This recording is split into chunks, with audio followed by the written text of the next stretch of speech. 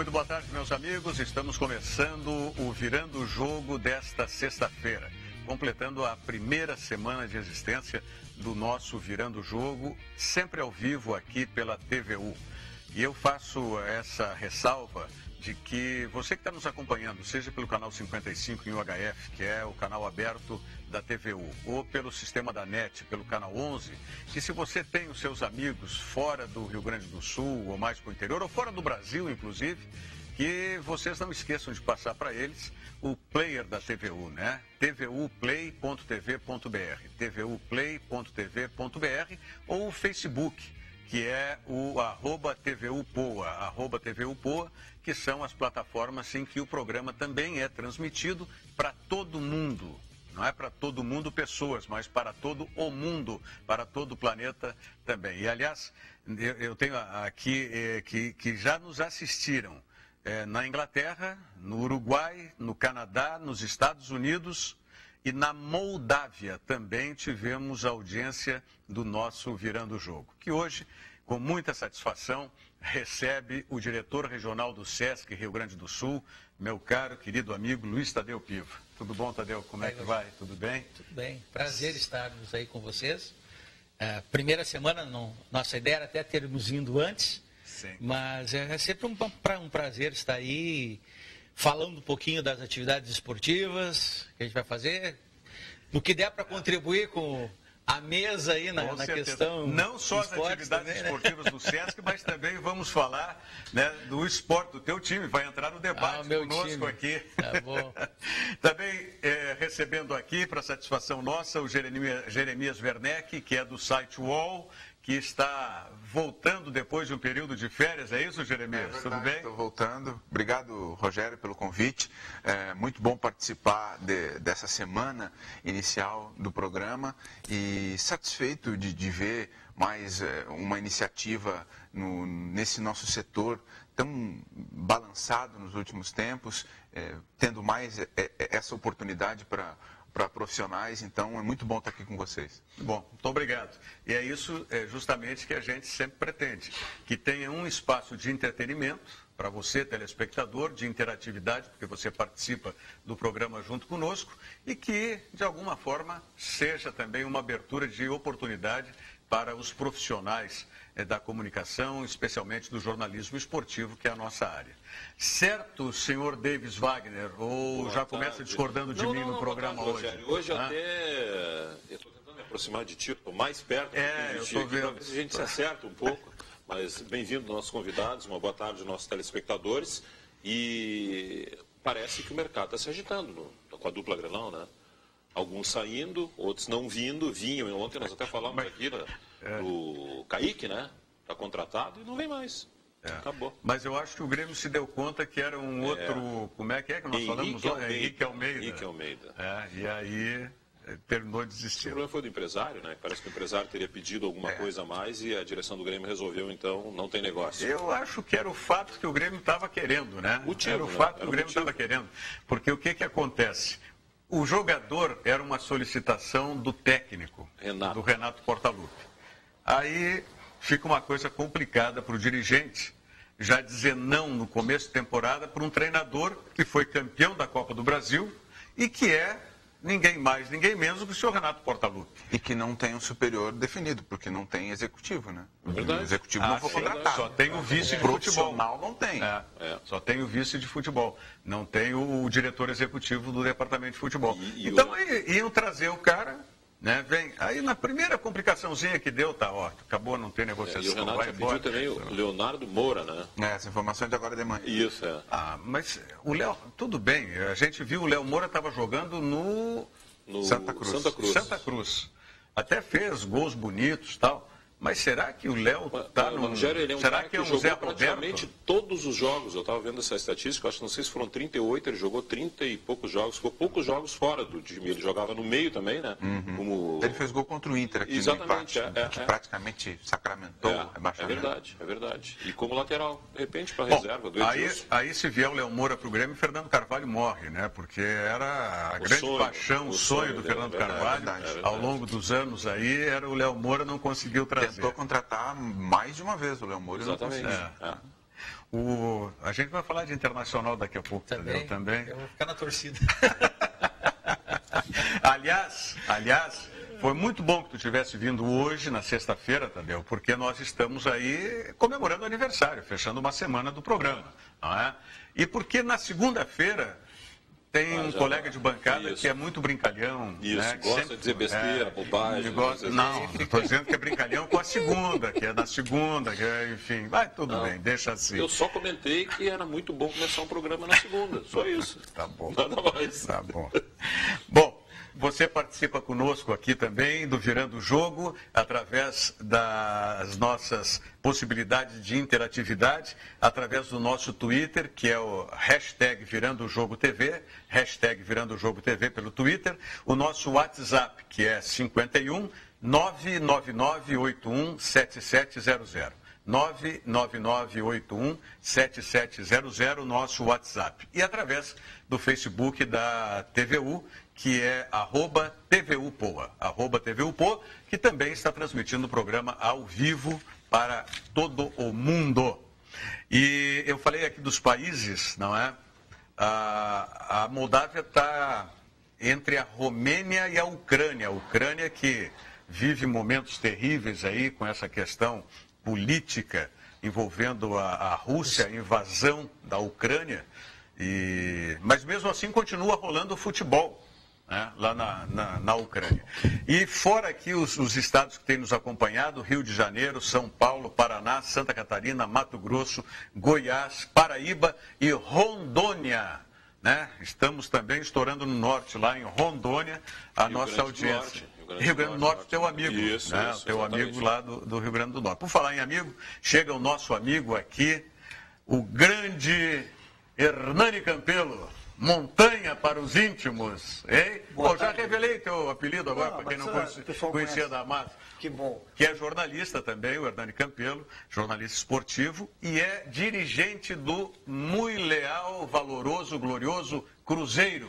Exatamente. Cruzeiro agora de Cachoeirinha. Esporte Clube Cruzeiro com um estádio novo em Cachoeirinha, treinando em Gravataí e com a sua história mais de centenária iniciada em Porto Alegre. Rogério, primeiramente dizer que é uma satisfação muito grande receber teu convite, estar aqui, parabenizar a TV Urbana pela iniciativa de colocar o programa no ar e que tenha vida longa. Com certeza. Virando o jogo. E que o senhor não recebia também. Não, com certeza não. Venha sempre à disposição. Muito bem, muito bem.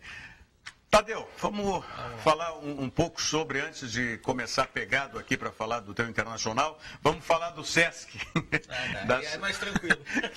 Mas eu fico imaginando assim, olha, conhecendo, e eu não conheço toda a estrutura do Sesc, não é? Mas conheço o suficiente para afirmar que eu queria ver um dirigente dos clubes de futebol do Brasil se tinha condições, capacidade de dirigir, de ser o gestor de uma organização como o Sesc. Não teria. Não teria. O Sesc tá? é um exemplo, Rogério Amaral, e especialmente o Sesc Campestre, que depois que foi feita a reforma em 2014, hoje é um lugar, nós fizemos um jogo treino lá há cerca de, sei lá, uma semana, 10 dias. Está espetacular. Nós o Cruzeiro. Lá, né? Nós o Cruzeiro. O campo, né? E a estrutura toda, né? Não é só um campo, né? É toda uma estrutura que tem à disposição, inclusive, para concentração, alojamento. É espetacular. Na verdade, eu fiquei muito satisfeito esse ano porque o Sesc acabou sendo descoberto pelas equipes de futebol. Teve o Campeonato Sub-20, né? Então várias etapas foram realizadas lá no Sesc Campestre, foi na PUC, no Sesc Campestre.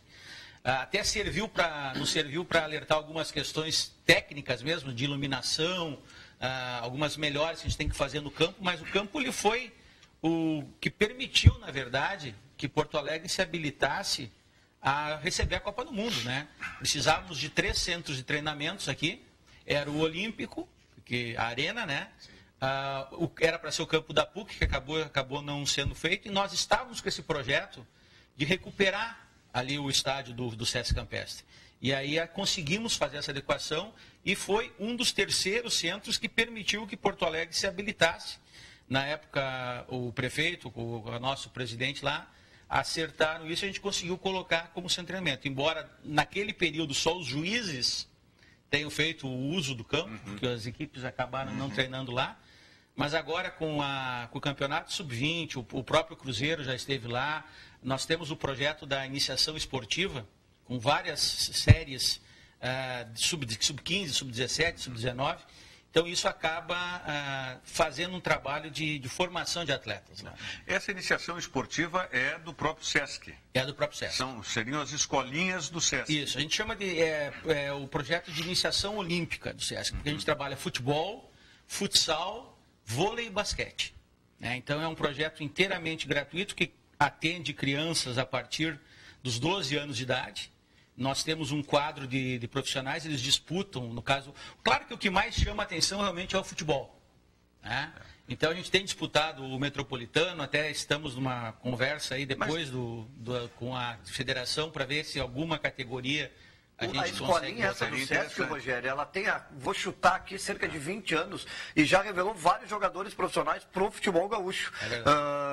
Inclusive colocando como monitores, como treinadores, vários ex-jogadores da dupla Grenal. É um trabalho belíssimo que o SESC faz lá no SESC Campestre já há quase 2 décadas. Exatamente. Uma curiosidade, e que está gerando frutos. Quem é que pode se inscrever e como pode se inscrever? Isso tem que ser associado do SESC? Não, na verdade o projeto ele é aberto. Okay. Tá? Nós temos vários, até 900 jovens nós podemos atender nesse período. E podem inscrever filhos de empregados do setor do comércio e de serviços, isso é muito importante dizer, porque o pessoal, quando a gente fala de SESC, é serviço do comércio, acaba, o pessoal do serviço, que é um segmento muito representativo, acaba não usando porque acha que não pode. Né? Então, inclusive é o UOL. O UOL no nosso conceito, o cliente preferencial do SESC. Né? Então, é só ligar para lá, inclusive tem uma parte social desse projeto. Se a família tiver renda até 3 salários mínimos, é inteiramente gratuito. Né? Então, a gente tem um projeto, uma parceria com o governo federal, um compromisso, na verdade, que é o programa de gratuidade. Então, sempre para pessoas com famílias a renda até 3 salários mínimos, a inscrição é gratuita e a gente fornece tudo. Fornece todo o equipamento de treino, o equipamento de jogo. As viagens são totalmente subsidiadas, né? Não é cobrado nada dos atletas. Então, realmente é um trabalho que tem despertado. E tu falaste bem, eu não posso falar dos 20 anos, porque eu estou há menos tempo no SESC. Mas nós já temos 5 guris, 5 rapazes que jogaram lá. Hoje tem um no Botafogo, um no Vitória, um no Flamengo e 2 no Atlético Paranaense. Que o pessoal acaba... Claro que não somos nós que colocamos, o nosso negócio é... Mas o pessoal acaba vendo esses talentos e depois, com as famílias, acabam tendo os encaminhamentos. Eu fiz a pergunta justamente por isso, porque as pessoas daqui a um pouco pensam que tem que ser associado, necessariamente associado. Então é legal falar que não precisa disso, né? Qualquer um pode participar. O SESC, que faz parte do guarda-chuva da FEComércio, né? A FEComércio é a federação, tá? de bens, comércio de bens e serviços. Então é importante isso. Comércio de bens e serviços. Senão fica sempre aquela imagem, como tu disseste, que é só do comércio de bens. Não, de serviços também.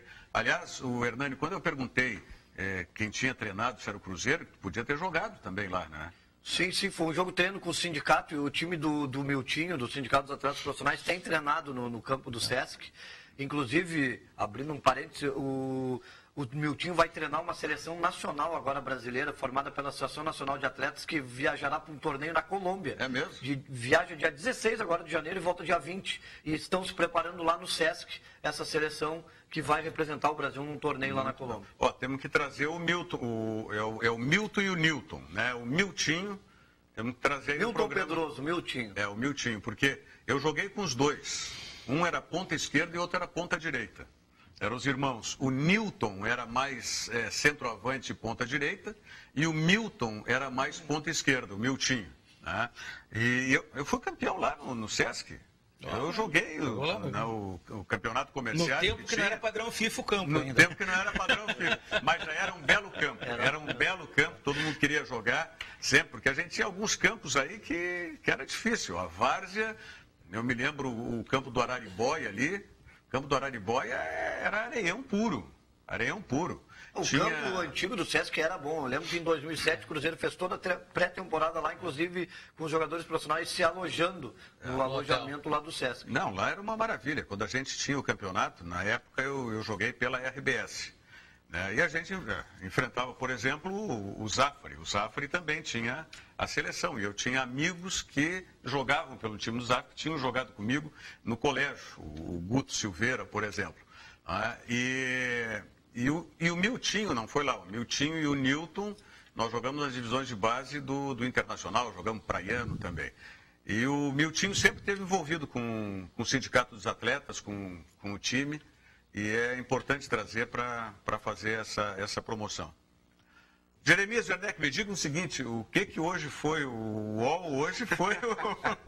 Rapaz, o meu último dia de férias eu já comecei a trabalhar, tive que procurar saber o que estava acontecendo. Foi o hit do momento. Eu pensei que era um novo segmento do UOL também. Pode ser, um segmento que tem muito público, né? Mas não é o caso, até onde eu sei não é o caso. Pode ser que amanhã eu seja informado de alguma novidade, mas a gente foi pego de surpresa e a informação que a gente tem é que houve um ataque de hacker lá, todos os sites que estão hospedados no UOL, porque não é só o UOL que fica no UOL, né? Ele tem um guarda-chuva, usando a expressão que tu usou antes, tem a ESPN que fica hospedada lá, tem vários outros hot sites que estão ali, então todos esses que estavam dentro do guarda-chuva do UOL foram afetados por esse ataque de hackers, que desviou os links. Então quem acessava no início da manhã a Folha de São Paulo, o uol.com.br ou o esporte.uol, acabava sendo redirecionado para um site de conteúdo pornográfico. E isso se espalhou por conta das redes sociais, porque as pessoas entravam no site, liam uma matéria, um conteúdo, um vídeo, iam compartilhar no Facebook, no Twitter, e estava lá a imagem do site. Já foi resolvido isso, Jeremias? Já, até onde eu sei já. Até onde eu sei já foi resolvido. E imagina, o cara tá no Facebook, lê uma notícia lá na Folha sobre política, coloca no Facebook e a família começa a acionar o cara, né? Pô, mas e aí, tá compartilhando o link no site pornô? O que tu tá olhando, né? E depois vai explicar que focinho de porco não é tomado para uns e outros. Tem esse problema. A minha mulher me perguntou, estava saindo de casa, vem cá, invadiram o UOL? O que aconteceu lá? Eu disse, não sei, eu não fiz nada. Eu estou em casa. Eu não acessei nada. Não fiz nada. Não fui eu. Eu estou em férias. Mas é complicado isso. Deixa eu perguntar uma coisa aqui só para o Hernani Campelo. O que na realidade tu fala? Se o Cruzeiro é de Cachoeirinha e está treinando em Gravataí? Vai jogar, né? Os jogos do Gauchão em Gravataí. E tem torcida em Porto Alegre. Exatamente. Os treinos, na verdade, são em 3 lugares. Agora, na pré-temporada, que começou no dia 1º de dezembro. Em 3 lugares. Hoje, por exemplo, às 4 da tarde, o treino de hoje à tarde é no novo estádio do Cruzeiro em Cachoeirinha, na Avenida Ari Rosa Santos. A gente treina de vez em quando lá, para variar e para poupar o gramado. Não estou usando ele ainda. Porque ele não tem que fazer todos os acabamentos e a adequação ao PPCI. Ainda falta um bom trecho da obra. O estádio em si está pronto, são 16 mil lugares, parte social coberta, um belíssimo estádio, gramado. A imagem da arquibancada com o gramado ficou muito bonito. O estádio é top, mas ainda falta uma boa parte para ser o estádio. Mas o fundamental é o PPCI. Enquanto não tiver o PPCI, não tem como ter utilização por parte do público. Né? Aliás, nesse tu sabe bem, né, como é que é esse negócio do PPCI, porque com todas as instalações tem que estar... E até em relação ao PPC, o ano passado a gente teve alguma dificuldade na liberação a pleno do estádio Verão. Esse ano está tudo já solucionado, com o PPCI já nos conformes, de acordo. Então a gente treina de vez em quando no Verão, no estádio lá de Cachoeirinha, ou no centro de treinamento que era utilizado pelo Cerâmica anteriormente, que também é em Gravataí, ali no centro industrial. Ali. Hashtag Virando Jogo TV. Hashtag Virando Jogo TV pelo Twitter. 999817700 pelo WhatsApp e @TVUPoa pelo Facebook. Voz da galera do além, já temos alguém questionando, corneteando? Sim, já temos aqui o Pedro de Alvorada. Ele quer saber o seguinte: é verdade mesmo que o Grêmio quer o Léo Moura? Eu não acredito. Vamos de novo aí. Tá aberto o microfone? Pedro de Alvorada, ele quer saber, é verdade mesmo que o Grêmio quer o Léo Moura? Pois é. É verdade. E que idade tem o Léo, hein? 38 anos. 38 anos e ele jogou pelo Santa Cruz, no Campeonato Brasileiro. E é uma indicação da comissão técnica. do Renato e do Valdir Espinosa. O Léo trabalhou com o Valdir Espinosa, num dos clubes que o Espinosa treinou antes de voltar para o Grêmio. E a indicação e a informação surgiu hoje de manhã, mas já havia alguma coisa nesse sentido. E o Grêmio já tinha dito que buscava laterais, jogadores que possam disputar a posição com o Marcelo Oliveira e com o Edilson. O Edilson fez uma artroscopia no joelho, né, agora no período de férias, e ele já tinha algumas dores no joelho. Então, a indicação do Renato é para deixar uma sombra ao Edilson, mas o Léo Moura tem 38 anos. Né? Ontem a gente comentava aqui ainda que jogadores... O Léo Moura não se discute a qualidade técnica do Léo Moura. Me parece que é indiscutível e inquestionável. É um belo jogador. Até eu dizer aqui, se vier realmente, o Fernando Carvalho vai morrer, porque era a paixão do Fernando Carvalho, o sonho... Não, tudo bem, mas quase 10. Pelo menos 10, eu ia dizer. Mas o seguinte, fora o exemplo que me parece o mais emblemático é o do Zé Roberto, que saiu do Grêmio contestado até por essa questão, já com a idade avançada, e foi campeão brasileiro pelo Palmeiras e jogando muito. Com 4 anos a mais que o Léo Moura. 4 anos a mais que o Léo Moura, bem lembrado. Bem lembrado. E ontem a gente falava o seguinte, será que não é jogadores dessa qualidade técnica, citávamos o Douglas e o D'Alessandro aqui no programa, de contar efetivamente com esses jogadores dentro de um ritmo um pouco mais leve, mais ponderado, não jogando evidentemente quarta e domingo, mas jogando uma vez por semana? Rogério, eu entendo que sim, até porque é o seguinte, o Grêmio, nas previsões que se fazem, se eu estiver errado, por favor, me corrija, o Grêmio pode realizar 88 partidas na temporada 2016. Nenhum jogador vai jogar 88 partidas. Não, acho que nem um menino de 21 anos, né? Vamos combinar isso. Então, se o Grêmio vai ter tantos jogos, e jogos muito próximos, o Grêmio vai ter que fazer um rodízio meio que natural de jogadores. Então, tem que ter um elenco maior e com qualidade. O Léo Moura, nós não estamos falando do Léo Moura do Flamengo. O Léo Moura do Santa Cruz fez um belo campeonato brasileiro, foi bem no Santa Cruz, então ele pode jogar 25. É diferente, né? Pode, mas ele não vem para ser o titular absoluto e jogar 80 partidas. Ele pode jogar 25, 30, 40 partidas ao ano, tranquilamente, e ser um dos jogadores de um rodízio que entendo que naturalmente vai ter que acontecer no Grêmio. Só assim, com relação às 88 partidas, se o Grêmio chegar na final de todos os campeonatos que ele jogar, né? Então tem que contar, ele não vai chegar em tudo naturalmente, tira 20 partidas no mínimo. Então vamos contar na média 70 partidas, 72. Que já é muita coisa, claro. Já é muita coisa. E o Grêmio tem que qualificar e tem que aumentar o número de jogadores aptos a participarem desse rodízio no seu elenco. E acho que o Grêmio deu, na minha opinião, o Grêmio acabou dando sorte na história do Kaique, o Kaique não vindo. Eu não entendia como uma grande contratação. Ninguém entendia. Assim como eu contesto o interesse, a insistência do Grêmio ao centroavante uruguaio do Racing. Eu acompanho o Campeonato Uruguaio relativamente de perto. Ele jogou 61 partidas, esse rapaz, na Série A do Campeonato Uruguaio. Gabriel. Tá quase acertado. Gabriel, ele Toro. Mas se diz que é o Touro. E aí? Não. Assim, ó, Rogério, ele começou... Se bem que touro para nós aqui é outra coisa também, tem uma conotação pejorativa, né? Então, ele começou no Bela Vista e foi revelado no Defensor Esporte de Montevidéu. Nunca jogou de titular no profissional do Defensor Esporte. Aí ele foi emprestado ao Celular, um clube pequeno do interior do norte do Uruguai. Jogou a Série A pela primeira vez em 2013. Aí em 2014 no Racing, que é um time pequeno de Montevidéu, voltou ao Defensor, não conseguiu jogar, foi liberado, acabou o contrato, e aí o Racing fichou ele. Ele é propriedade do Racing Clube de Montevidéu. E nesse período todo, de 2013 até dezembro de 2016, ele jogou 61 partidas oficiais de Campeonato Uruguaio da Série A. Quantos gols? 15 gols. 15 gols. Aí tu tira o último campeonato que ele foi bem, fez 8 gols em 15 jogos, tira esses 15 últimos.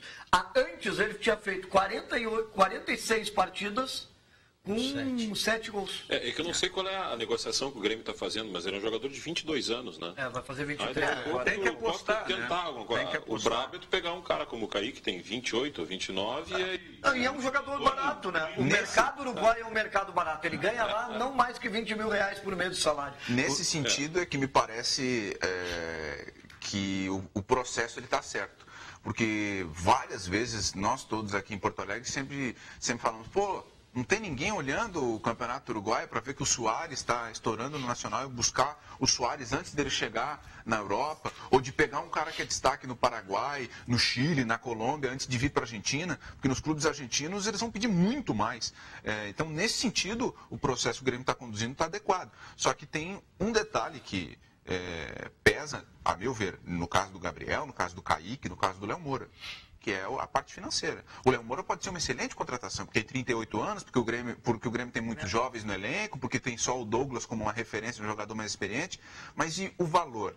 Então, se não for caro, ok. É a mesma coisa para o Gabriel, um jogador que tem um histórico curto de bom desempenho, se ele não for caro... Pode ver.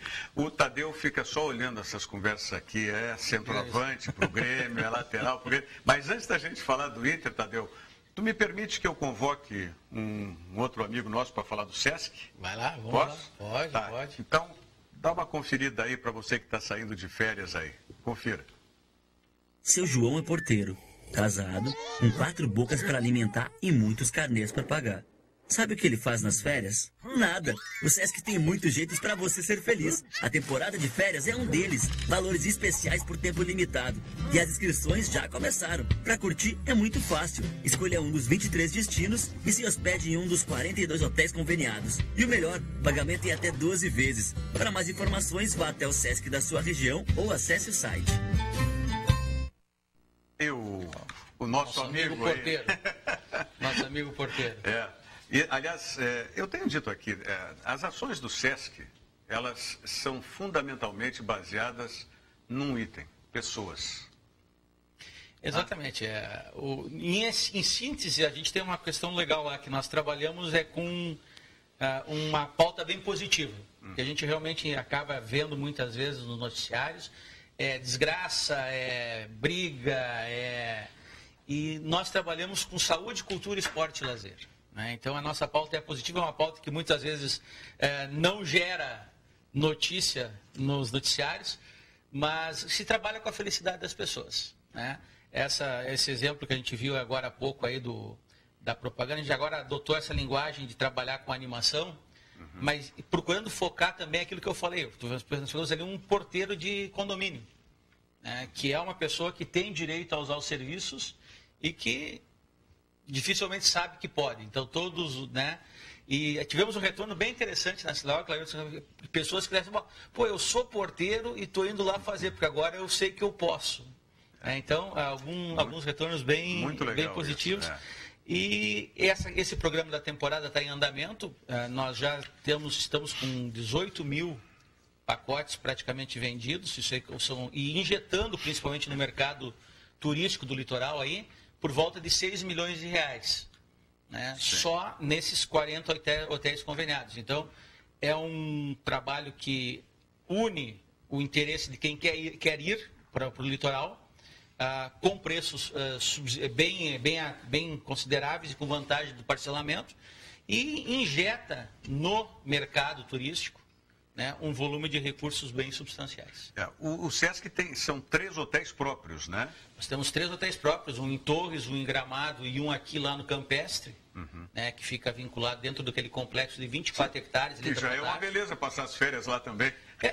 Na verdade, ele tem um pedaço de Gramado dentro de Porto Alegre, porque tu entra lá, tu tá inserido numa área de preservação natural, então tu fica como se fosse na serra, porque tu não escuta o barulho da Protásio, que é na frente, e tu tem toda essa área dos 24 hectares, inclusive tem uma área de preservação que a gente largou ano passado, o projeto, Rogério, da trilha ecológica vinculada a escolas. Tem uma vegetação nativa que Porto Alegre não tem mais, e lá naquela área está preservada. Então, o que foi, todo com o acompanhamento do biólogo, então tudo que tinha naquela região da Vila Jardim, da Vila Bom Jesus, em termos de vegetação natural, antes de chegar a expansão da cidade para aquele lado, está preservado e aberto à visitação. E tem toda a infraestrutura lá, nós falamos agora do campo de futebol, tem o ginásio, tem as piscinas. As quadras sintéticas, o hotel, a academia de ginástica, uma área de churrasqueiras que o pessoal pode usar para fazer o seu final de semana. né? Então, realmente é um espaço voltado para o lazer e para o esporte. Esse é o mote daquela área. E por falar em esporte, nós temos um calendário esse ano, de novo, né? Um calendário intenso, um calendário esportivo aí para o Sesc. Realmente, nós trabalhamos com o esporte amador, esse é o nosso foco. Começamos com o Circuito Sesc de Corridas de Rua, que esse ano a gente conseguiu também fazer uma parceria com a Caixa Econômica Federal, que é o maior circuito de corridas de ruas do estado. São 14 provas, né? A primeira vai ser dia 11 de fevereiro em Atlântida Sul. Todas essas provas, em cada categoria, que vai dos 15 aos 70 anos, eles classificam os primeiros 3 colocados para a final estadual, que ocorre em dezembro em Torres. Então é como se fosse um campeonato de Fórmula 1, né? Sim, com várias etapas. Com várias etapas, por quê? Porque nós estamos com muitas associações de corredores de ruas constituídas no estado, né? E essas associações nós criamos para elas também uma pontuação, um ranking, que elas também competem entre si. Então, se eu tenho 10 corredores de Rio Grande que se classificam entre os 10 primeiros colocados, eles geram pontuação para a associação. Então, esse movimento de formar as associações de corredores, que tinha muito forte aqui em Porto Alegre, já está totalmente disseminado no estado, e eles acabam realmente aproveitando muito esse circuito de corridas. Então, fica o convite para quem for da associação ou quem não for, já para 11 de fevereiro a inscrição é no site do Sesc, a etapa de Atlântida Sul, depois em março tem Caxias e por aí vai. As inscrições começaram ontem, foi isso? Começaram... Acho que foi dia 5. Dia 5. Começaram dia 5 ontem. Pode se inscrever para qualquer etapa e a primeira é em Atlântida Sul. E antes disso, a gente está também apoiando aí a edição da Travessia Torres Tramandaí, que é dia 28 de janeiro, também já é uma prova muito tradicional do litoral. A TTT. A TTT. Né? Travessia Torres Tramandaí. Que larga em Torres e termina na foz do Rio Tramandaí. São 82 quilômetros. Então, tem corredores que fazem a prova individualmente. Tem octetos e quartetos. Né? Então, o pessoal pode trabalhar, pode precisar correr os 82 direto, né? Embora nós tenhamos uns heróis que façam os 82. Nós vamos fazer um grupo aqui e vamos dividir, né, nessa travessia. Mas só que nós vamos reunir 80 pessoas. Né? No nosso... um quilômetro por pessoa. Né? No máximo é o que caminhada, sem correr também. Essa variação não está liberada. Não está autorizado, está certo. E o Internacional, Tadeu? Olha, eu como torcedor do Internacional, estou esperançoso aí com a nova diretoria. Eu acho que a eleição demonstrou que todo mundo queria e almejava essa modificação lá no clube. E o negócio é jogar a segunda divisão, né? Não tem o que fazer. Se não tivemos a possibilidade do ano passado ter a competência de permanecer, que na verdade esse é o termo, né? A gente vai ter que encarar a segunda divisão e com certeza no ano que vem a gente vai voltar. Acho bem otimista nesse sentido. A eleição, como tu disseste, foi massificante e eu diria até tripudiante, né? Porque foi 9,5 votos contra meio voto, foi isso, né? Um percentual nunca visto numa eleição de 1 contra 1 no Internacional e creio que no Grêmio também. Nós tínhamos falado também que tinha sido muito grande a diferença do Raul com o atual presidente do Grêmio, mas a do Inter foi um absurdo. 94, quase 95%. Acho que entre grandes clubes brasileiros, eu não me lembro de nenhuma eleição com esses índices. E a tentativa da candidatura de situação de se desvincular da gestão Vitório Pífero foi uma tentativa inócua, né? Ela não deu certo, assim como foi uma tentativa fracassada da chapa 7 ao Conselho Deliberativo de no dia da eleição no pátio do Beira-Rio dizendo que não era governo, que era oposição. Mas estavam ocupando cargos na diretoria do Internacional durante toda a gestão. Tanto que não ultrapassaram a cláusula de barreira. Eu não concordo com isso, porque isso parece um ato, eu diria, quase infantil de tentar iludir o eleitor. Iludir, no caso, e no torcedor. Dia da eleição não se muda de lado, né, Rogério? Então, você vai ser candidato, está na diretoria, vai ser candidato, né? Então ele é candidato da situação. Não tem todos os ônus e todos os bônus. Em qualquer gestão, boa, média ou ruim, que foi o caso, a princípio da gestão passado no Internacional. E surgiu mais algum nome para o Internacional de ontem para hoje? Não surgiu nada? Não, a novidade, eu até vou citar aqui, o Tyson deu uma entrevista para o site Globoesporte.com, lá em Pelotas, há pouco, dizendo que não vai vir. Que ele vai cumprir o contrato com o Shakhtar. Disse óbvio, né? Disse que a gente já sabia, né? Mas havia uma expectativa que no dia 13 ele voltasse para a Ucrânia, ele e os empresários dele, para que negociassem com o Shakhtar uma liberação. E o Tyson foi incisivo à época, dizendo que eu volto e vou colocar que só renovo se eles me emprestarem, e o empréstimo tem que ser para o Internacional. Pois é. Ele é titular do time. Ele é muito importante. Há muitos anos. E o Shakhtar recebe propostas a cada 6 meses por ele e não vende ele. E propostas de clubes grandes. Atlético de Madrid, Benfica, Porto. O Tyson é jogador de seleção hoje. Da seleção do Tite. Dessa seleção que está aí invicta no comando do Tite e é decantada em prosa e verso, não só por nós aqui. Então o mundo inteiro está de olho no Tyson. Por isso que eu fico, o discurso às vezes, na emoção, na empolgação, termina se transformando logo ali na frente numa frustração muito grande para o torcedor. Então tem que ter cuidado. As direções têm que ter cuidado com isso. Isso que está falando, quem na realidade se pronunciou foi o Tyson, né? Não houve ninguém da direção do Inter que falou alguma coisa para trazer, e nem empresário dele, ninguém. Foi ele que disse naquela história. Mas aí ninguém desmente, aí fica fomentando, deixa assim acontecer, sabe? E aí fica muito ruim, porque logo na frente se desmente isso. Não, nem é desmentir, não se concretiza, porque é o sonho de uma noite de verão, é impossível. O que na verdade está acontecendo é o que o Rafael Serra estava aqui ontem e disse que nós sabemos. Grêmio e Inter não tem dinheiro. Assim, agora está surgindo também o nome do Klaus, né, o zagueiro do Juventude. Só que o Inter quer emprestado e o Juventude só quer vender. O valor não sei qual é que é, mas... É um assunto que voltou à tona, né? Porque logo que o Inter contratou o Antônio Carlos, foi o primeiro nome a surgir, foi o Klaus. Aí esfriou, não se falava no Robertson, aí o Inter contratou o Robertson e agora volta a carga. 2 nomes na Serra se comentam, o Klaus e o lateral Pará. A informação que eu tinha logo que foi anunciado o Zago é que ele indicou o Elias, o goleiro, que acabou indo para a Chapecoense. Muito bom goleiro. Eu Inter disse, não, a gente tem o Danilo Fernandes aqui, nós vamos colocar, nós vamos promover o Kehler, enfim, não é a nossa ideia. O Klaus também foi indicado por ele, o Pará, um outro zagueiro, o Robertson, e acho que 5 ou 6 jogadores que ele havia indicado. E o Pará. O lateral. Bom lateral. Bom, mas eu não sei, como torcedor, como é que tu fica nessa história de...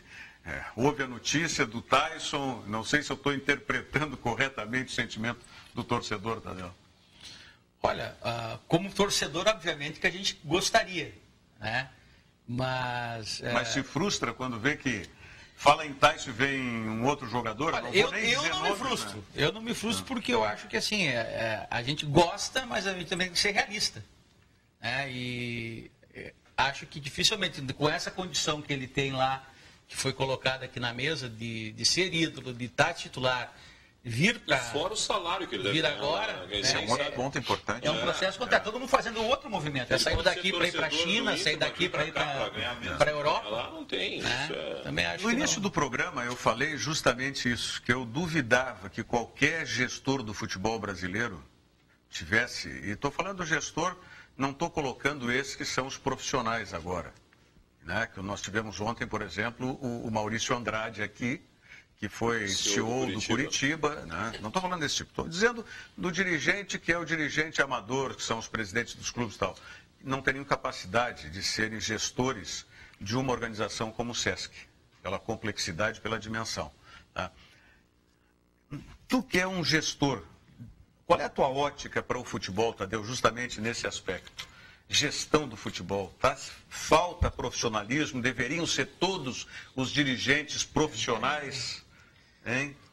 Olha, é complicado a gente se manifestar sobre um segmento que a gente não vive diretamente. Mas eu digo só da gestão. Mas né? o que a gente tem visto, e não acompanho tanto assim, mas os clubes que têm a gestão profissionalizada e que têm o executivo, né, em desenvolvimento, a gente tem notado que tem tem expandido e que tem conseguido resultados. Eu acho que é fundamental, acho que não cabe mais o improviso, seja em qualquer segmento que for, né? Então, por mais que tu tenha a figura política, por mais que tu tenha as eleições, por mais que tu tenha tudo, tu acha que tem que ter o núcleo executivo para conduzir esse processo. Para não se levar só no afã da vontade, da torcida, e depois tu tá aí com um contrato de 900 mil por mês, que é totalmente fora da realidade e tem que pagar.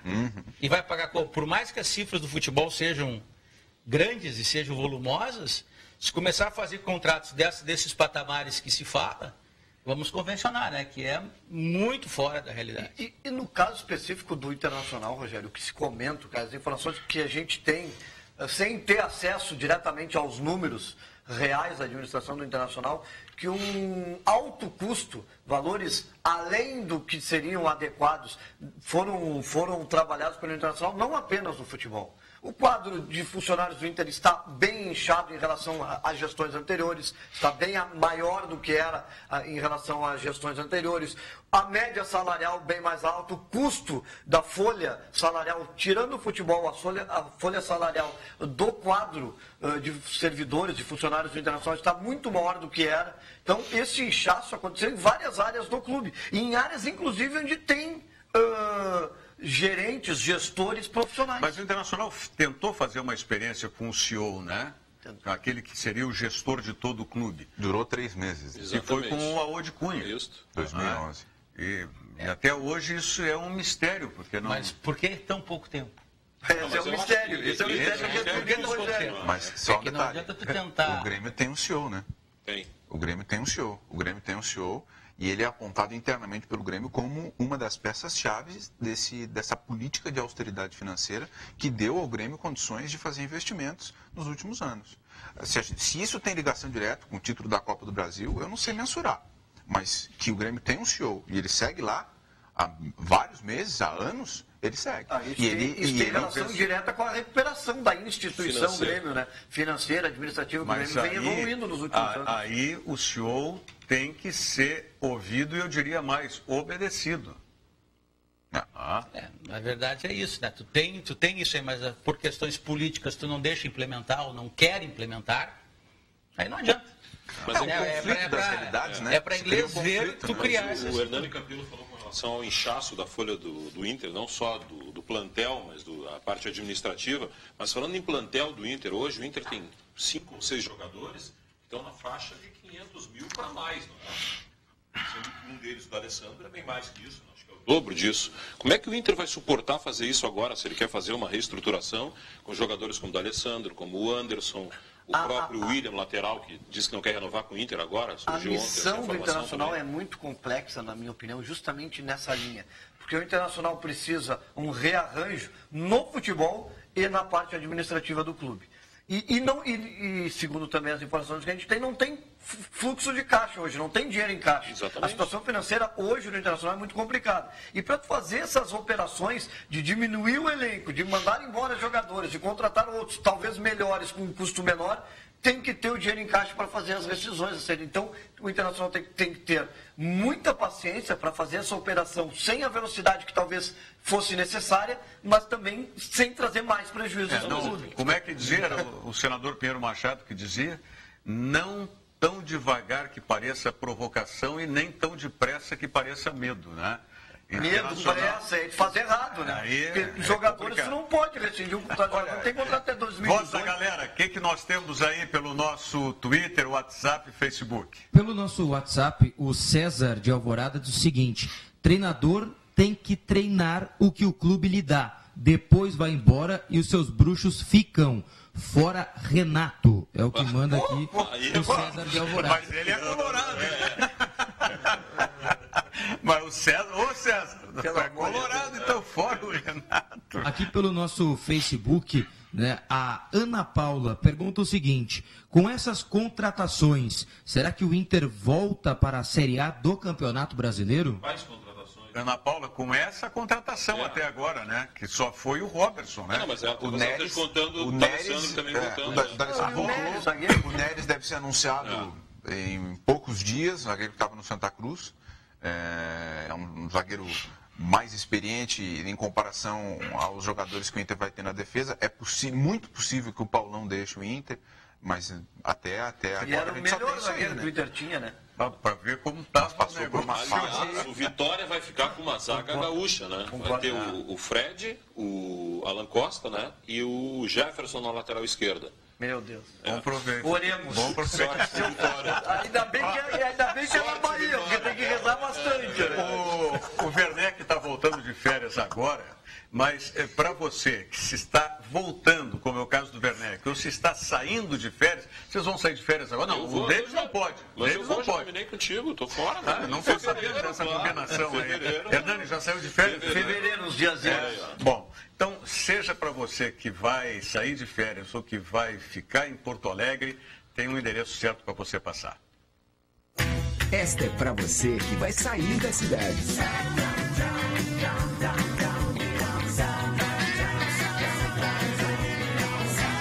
Verão é para se divertir.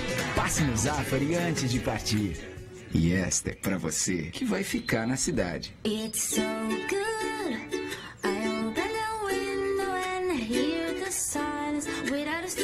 Verão é para relaxar. Passe no Zafari para aproveitar. É isso aí. Seja qual for o seu espírito agora de viajar nas férias ou ficar em Porto Alegre, dê uma passadinha no Zafari. Tadeu, nós estamos falando daqui das corridas, mas tem um evento que teve agora no final do ano, que é a grande final que acontece dos jogos comerciários, não é? Sim. E que, às vezes, a gente olha, não, são 2 dias, o final de semana no Sesc. Não, é o ano inteiro que acontecem os jogos por todo o estado.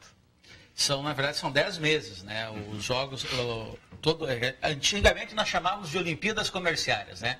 Aí com a história da Olimpíada vir para cá, o COI glosou o nome, né? Não, é marca registrada, não pode dar o nome da Olimpíada. Nós transformamos em jogos comerciais, que realmente já fazem mais de 35 anos que a gente realiza isso. Acontece em campeonatos das modalidades em todas as regiões. Hoje, para vocês terem uma ideia, o Sesc tem 43 unidades do interior e mais 20 balcões, que é um ponto de atendimento partilhado com o Senac. 43 unidades do interior e mais 20 balcões. Estou falando de 63 pontos. E aí, quando eu falo de gestão, né, que eu faço a comparação com o futebol, vocês já tiram a base aí, o que é ser gestor do Sesc. Bom, vamos lá. E, então, nós temos realmente, agora de março até setembro, acontecendo etapas municipais, depois as etapas regionais, basicamente nos esportes de campo, né, futebol, vôlei, atletismo, natação, bocha, futebol society, né, tanto masculino como feminino. Então, quem está nos ouvindo aí é de empresas do setor, do terciário, veja informações ou no site do Sesc ou no Sesc da região para participar disso. E uma outra competição que também acontece agora, e essa é muito motivo de orgulho para nós, é o Circuito Verão Sesc de Esportes. Por isso que é de março, os jogos comerciais é de março a dezembro. Por quê? Porque de dezembro a março a gente tem essas competições dos esportes de areia, né? São 25 municípios com competições de basquete de areia, handebol de areia, beach soccer. Não é só no litoral. Não, é no interior. Na verdade, essas competições elas só acontecem em Porto Alegre, no interior. Algumas praias também têm as suas etapas, e todos os campeões dessas modalidades, eles ganham o traslado para estarem, nesse ano, dia 11 e 12 de março, em Torres. Então, a gente sempre faz a final, posterior ao encerramento do verão. Isso é uma semana a mais que a gente movimenta a cidade, porque são 2.800 atletas nesta final.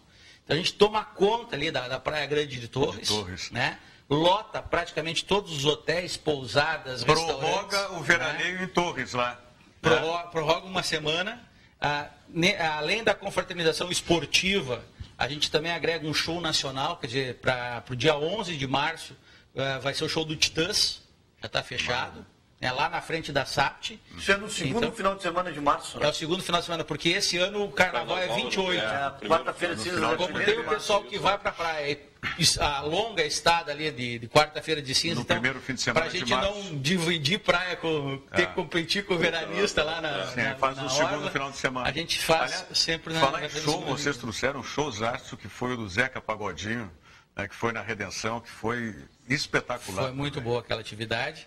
A gente está comemorou, né, o ano passado 70 anos do SESC e do SENAC, e nós não tínhamos feito em Porto Alegre uma ação externa ainda para a comunidade. Então foi uma maneira de presentear a comunidade porto-alegrense. Uma semana antes do Natal a gente organizou todo um dia, não foi só o show, né? Todo dia nós tínhamos serviços lá no Parque da Redenção, na área de beleza pelo SENAC, na área de exames médicos pelo SESC, atividades recreativas. Então estava realmente, quem foi ali na Redenção,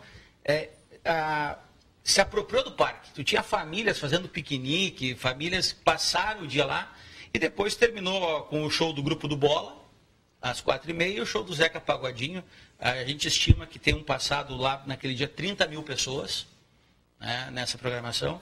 Então, realmente foi uma atividade que nos deixou muito satisfeitos, que teve uma bela atrativa, e até estamos pensando em realmente talvez transformar essa data numa data de ações efetivas do sistema FEComércio, até alusivas ao Natal mesmo, né? Uma semana antes do Natal, na última semana ali, fazer então um grande evento, levando os serviços do SESC e do SENAC, e também fazendo aí um atrativo com um show de âmbito nacional. Aliás, por falar em show musical, já que a gente entrou nessa área, o SESC tem agora e promove, já é a 7ª edição, se não me falha a memória, do Festival Internacional de Música em Pelotas, não é? Que é um evento magnífico também. Eu vi ele quando falaste do comercial do Zafre, tá em viagem, né? Então, tem uma opção de viagem. Na verdade, de 16 de janeiro a 27 de janeiro, em Pelotas vai haver essa 7ª edição. Para que é esse festival?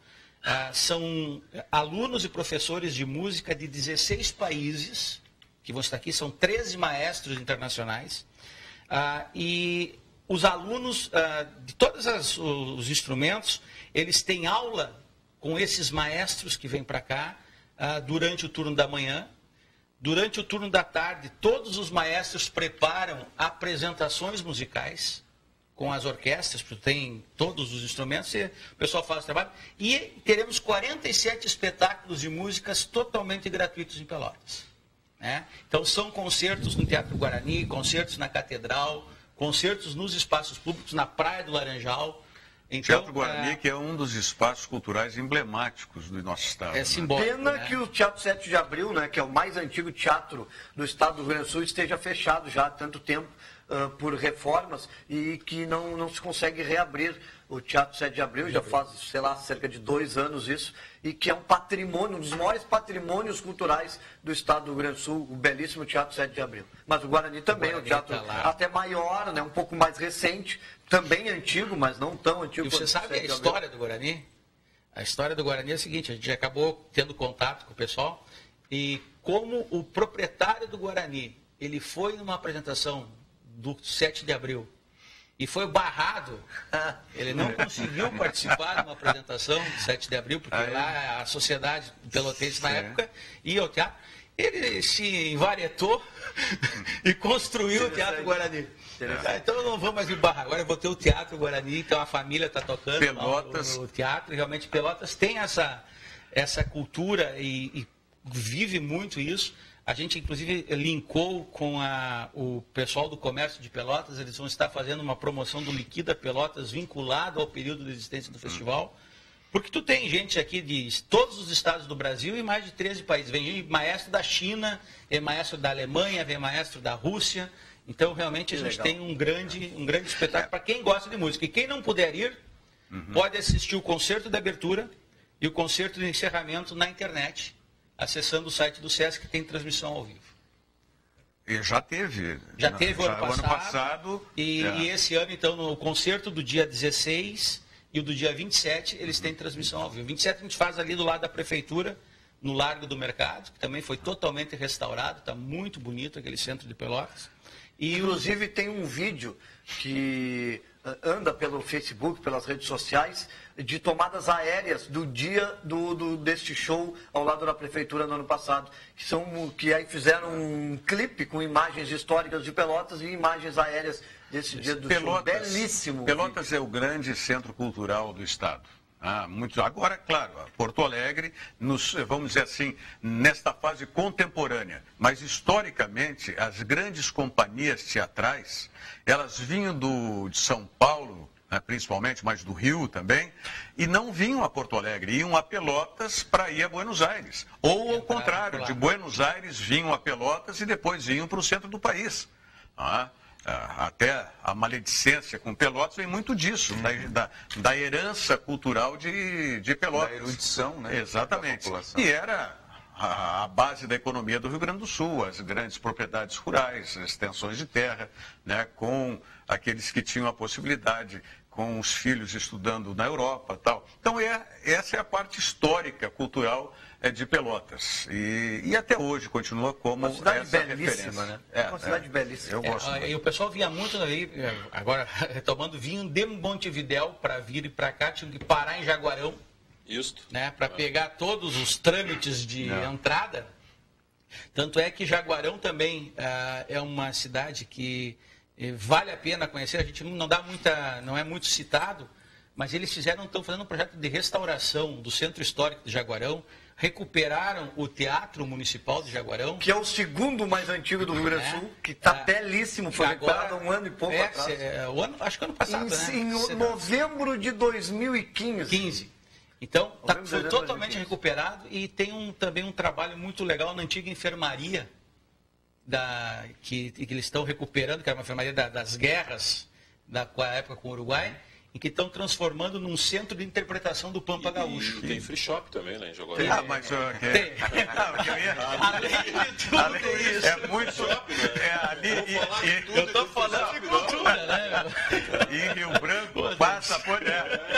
E a ponte já é uma... A ponte passa a ponte. E realmente, Rio Branco é muito mais tranquilo de fazer as compras aí, né? Na parte da fronteira. E é o ponto mais próximo de Porto Alegre. Então, porque tem Chuí, tem Rivera, né, em Livramento, mas ali, atravessando de Jaguarão para Rio Branco, é realmente muito mais tranquilo. Lá, eu acho, mais ou menos. Pouco mais, porque daqui de Porto Alegre. São 250 até Pelotas e mais 100 e pouco. Agora eu me lembrei, vocês continuam também com a FEOSul, com a promoção dos Jogos da Saúde, Rainha da Saúde? O calendário é isso. O nosso amigo Cláudio Algaier, continua o Cláudio Algaier continua lá. Com o Dr. Cláudio lá. É o Circuito Verão Sesc de Esportes, as Olimpíadas Comerciais, os Jogos Comerciais, os Jogos da Saúde, o Circuito Sesc de Corridas e o triatlon, a etapa final do triatlon nacional do Sesc, que aconteceu agora em Tramandaí, né, que sempre acontece no finalzinho de novembro. Então esse é o calendário de competições que o Sesc conduz aí o ano todo na área esportiva. Muito bem. Eu já fui jurado lá no Rainha da Saúde, já tive essa satisfação e essa honra de participar lá a convite do Sesc e da FEOSul, né? Que é a Federação das Entidades de Hospitais e Saúde do Rio Grande do Sul, não é? Que é presidida pelo nosso amigo Dr. Cláudio Algaier. Quero agradecer, Tadeu, imensamente a tua presença conosco aqui, não é? E acima de tudo pela amizade. Muito obrigado. O apoio do Sesc, sempre as iniciativas que eu tenho, e não é diferente dessa vez aqui com o Virando o Jogo. Muito obrigado. A casa é sua, tá certo? Obrigado, Rogério. É um prazer estar aí. Já estou falando em nome... São os amigos da bancada também. Estou falando em nome da família TVU aqui também, né? Não só do Virando o Jogo, tá bom? Tá bem. Jeremias Werneck. Seja bem-vindo aí. Gostou da volta das férias, então? Muito bom. Começando muito bem, né? 17, começando bem. Tá bom. Não ressabia também. Hernani Campelo. Obrigado pelo convite, Rogério. Com certeza, sempre que tiver a oportunidade, estarei aqui participando com vocês. Muito obrigado mesmo. Muito legal o programa. Virando o Jogo, tá contigo também aí. Virando o Jogo. Davis Wagner, um bom fim de semana para ti. Depois nós vamos falar aquela história de férias. Eu não estou lembrado dessa história de férias aí. Que férias? O ano recém começou e já quer férias. O ano, o programa e já tem férias. Tem todo o segundo semestre. Bom final de semana para todos vocês. Voltamos na segunda-feira, ao vivo aqui pela TVU, 13h. Obrigado.